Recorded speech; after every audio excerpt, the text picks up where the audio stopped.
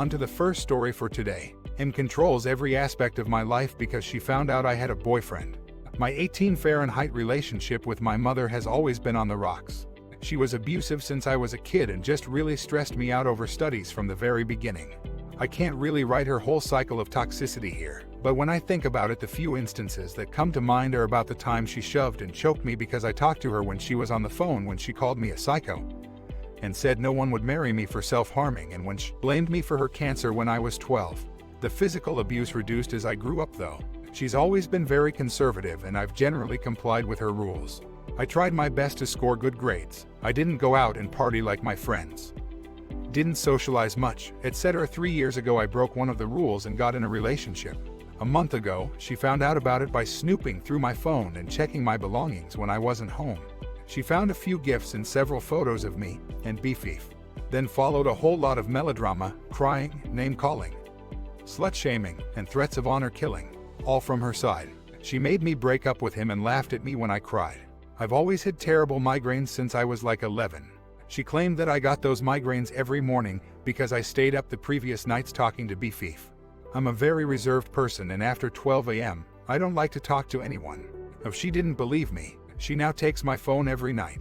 I'm fine with it. I suppose it's alright considering what I did.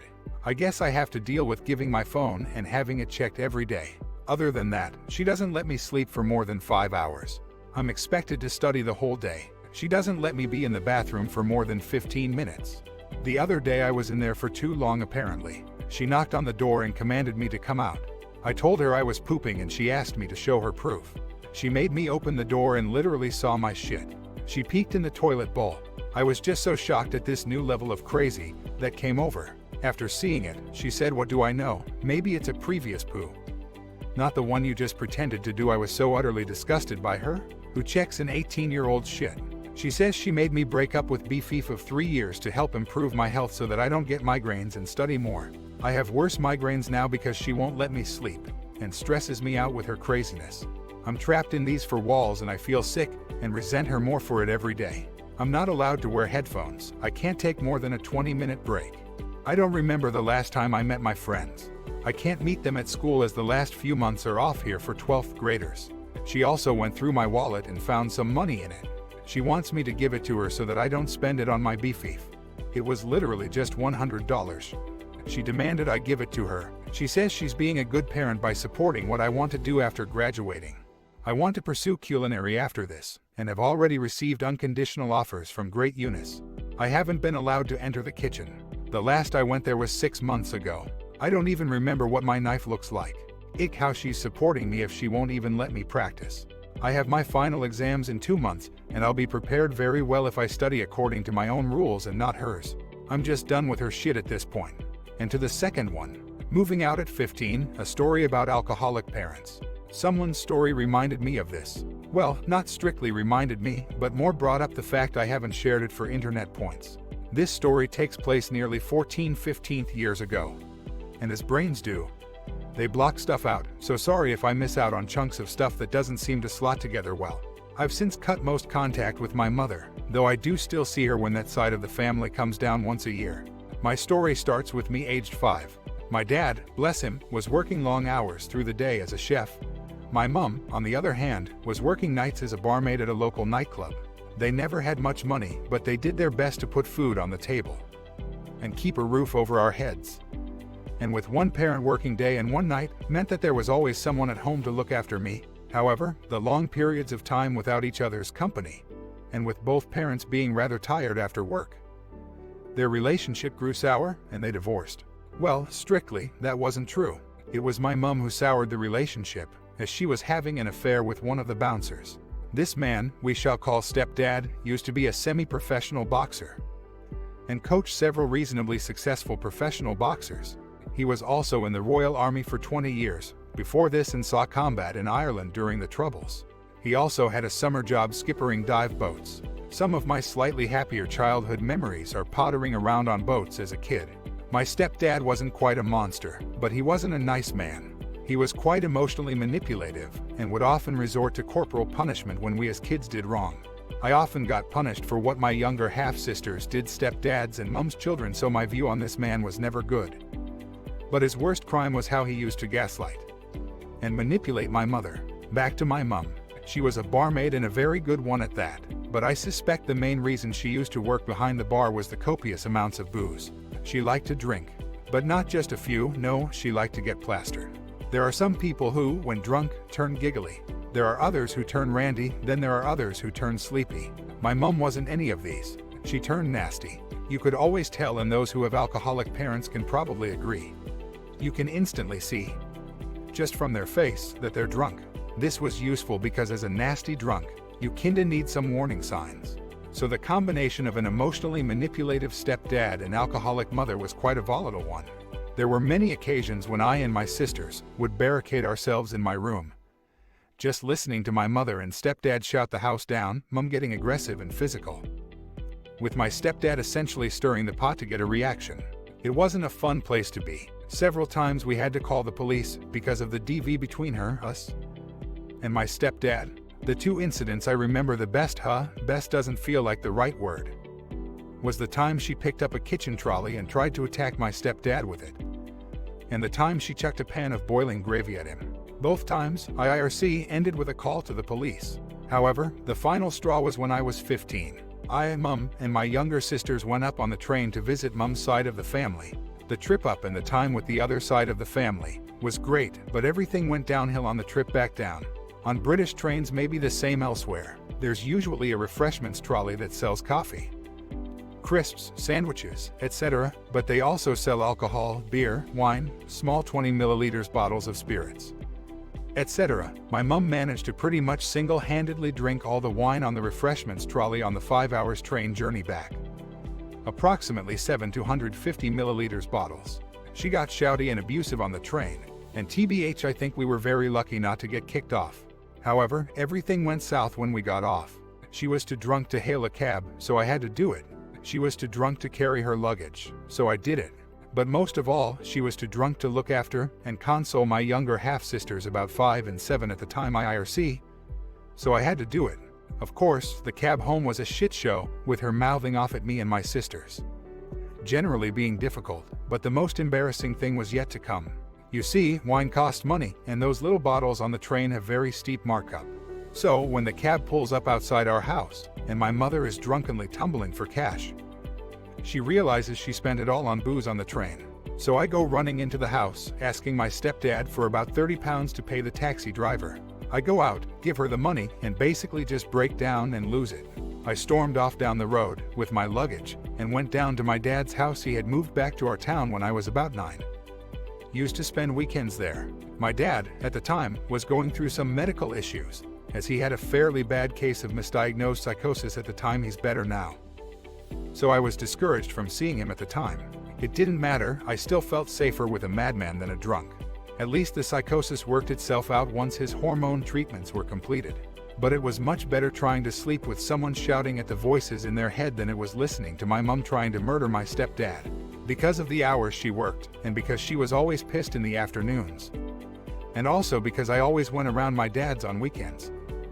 It took 2 weeks before she even realized I moved out. 1 year later, my stepdad kicked her out and took custody of my sisters.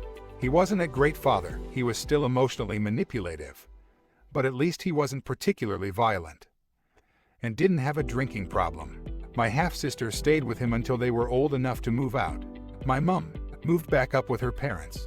Neither me nor my sisters ever really keeping regular contact, apart from the occasional phone call and yearly visits by her and her parents. 2 years ago she had to go into surgery and get a colostomy bag because her alcoholism had rotted her bowels out. She got no sympathy from me, it was self-inflicted. TLDR, drunk mom loses son, loses daughters, loses the ability to give a shit. And on to the third story, Karen at the library, friends to the rescue. Hello again. I recently had one hell of an encounter with a Karen. I was surprised that this happened even since the last time I told you a Karen story. It was from my mother and I was 3, but I guess life loves to bring you surprises, doesn't it? The cast. OP, lover of stuffies and cuddles. Peaches, one of my friends, the protector. Cream, one of my friends, the comforter. Banana Boat, code name for our Karen. Onto the story. My friends are very aware that I have stuffed animals, and they think that it's fine that I sleep and play with them. One of my friends, Peaches, has some stuffed animals of her own. So we're all good with having stuffed animals. However, many would think a group of teenage girls playing with stuffies is weird. But that's how we roll. Anyways, I asked my friends if they wanted to go to the public library with me. I was going to check out some books, one of them being Upton Sinclair's The Jungle, uncensored version, and I wanted to talk to my friends as well. They agreed, saying after I get my books we can hang out and maybe get some Dairy Queen later. My friends are the best, I went up to the adult section of the books while my friends chatted at a table nearby. I had brought a book bag with me that day, which had a couple of things in it: my phone, my library card, some Pocky, and my Lydian stuffed animal named Honey. I usually bring a stuffed animal into public to calm myself down when I enter sensory overload, but they're usually small. Honey, on the other hand, was rather medium-sized, about the same as your regular old teddy bear. Because of that, his head was peeking out of the bag since it couldn't conceal him enough. This will be very important later. I grabbed the book that I wanted first and then did some casual browsing. I think I was in the cooking section when I saw her, which wouldn't be surprising. She noticed me there, and at first, she was nice to me. Banana Boat, dear, can you grab that book on the bottom shelf for me? It's getting harder to bend down. The woman was in her 50 seconds by the looks of it, so it wouldn't be too far-fetched that she'd start to have back problems. I gave a big smile through my mask, saying sure, sweetly, and bent down to grab the cookbook she wanted. It was just a regular cookbook. She wasn't a vegan Karen or anything. But I did notice the words Mommy Hacks on it. So, yet again, I assumed that she was a mother. I handed the book to her happily, since helping people gave me a lot of serotonin. However, I didn't go on my way. No, I tried to small talk with the woman. Sometimes my niceness is a curse. So, who's the cookbook for? The woman looked to me as if I was crazy, but then just rolled with my attempt at small talk. Banana Boat, myself. I have 2 little boys at home, and I was thinking of cooking something special for them. I'm not the greatest cook, so I wanted to learn just for them. That's sweet. She wants to be a good mom for her kids. I continued the conversation. I bet your dishes will be amazing, miss. And yes, I called all grown-ups either miss, sir, or your grace if I didn't know their name. Banana Boat, thank you, dear. By the way, your hair is absolutely beautiful. How long have you been growing it out? Since I was born. Guess you could say I'm the real-life Rapunzel. I have long, silky blonde hair, and I'm used to getting compliments about my hair. It wasn't that big of a deal, but then things started to go south. Banana Boat, your mother raised you well. I'd like to meet her. Where is she? Miss, I came here with some friends. My mom's not here. Oh boy, should not have said that. Banana Boat, what kind of mother would leave her kids unattended at a library? They could get kidnapped, or worse. And especially a little girl. There are many creeps out here waiting to take advantage of you. First off, I'm 5 feet tall. Of course, this woman would assume I was a child. Second off, I'm 15, and I have my phone with me if anything bad happened. Lastly, I'm pretty sure Illinois isn't the kind of place to be festering with pedos. Miss, I am 15. I have my phone with me if anything bad happens. But I appreciate you worrying about me. This seemed to push her the wrong way. She began lecturing me on how parents should be responsible for their kids' actions and stuff like that. I tried to ignore her by spacing out, but then I caught a glance at her bag.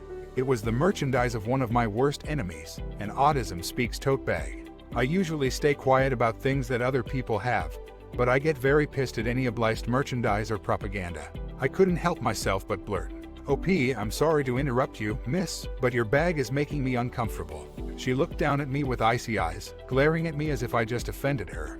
Banana Boat, how would a bag make you uncomfortable? Well, miss, I have autism, and I think Autism Speaks doesn't. Banana Boat, girls can't get autism, child. You aren't stupid like them. I felt like breaking down when she said the R word. I hated that word so much, and it made me hate it even more when people used it to discriminate against the disabled. Many people don't even realize that I myself am disabled. Misinformation and myths spread by oblige create so much more corruption and pain than any other form of harassment does. But the thing that got me was the fact that if I was a man, this woman would have called me a retrode.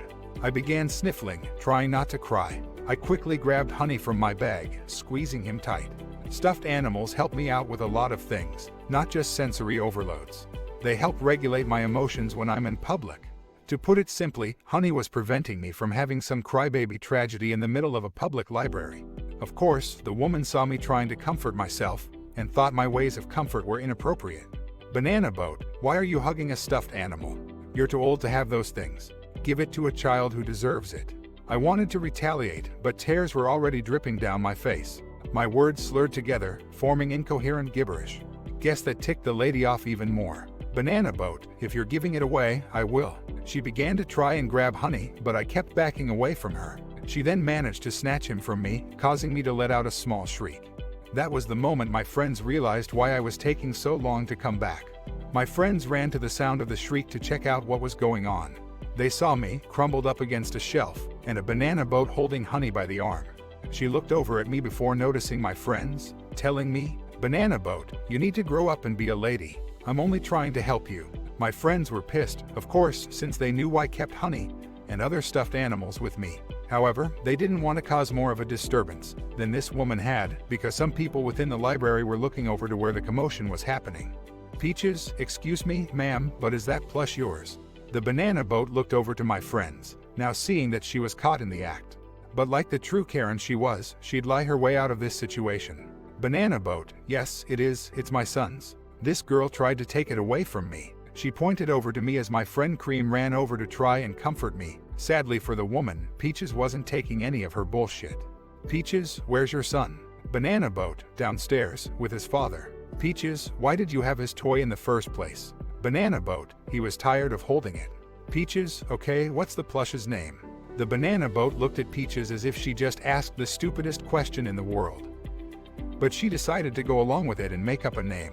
"Banana boat, my son calls it Buggy." Peaches glared at the mother ferociously. She knew this couldn't have been some simple misunderstanding, and she had evidence to back that up.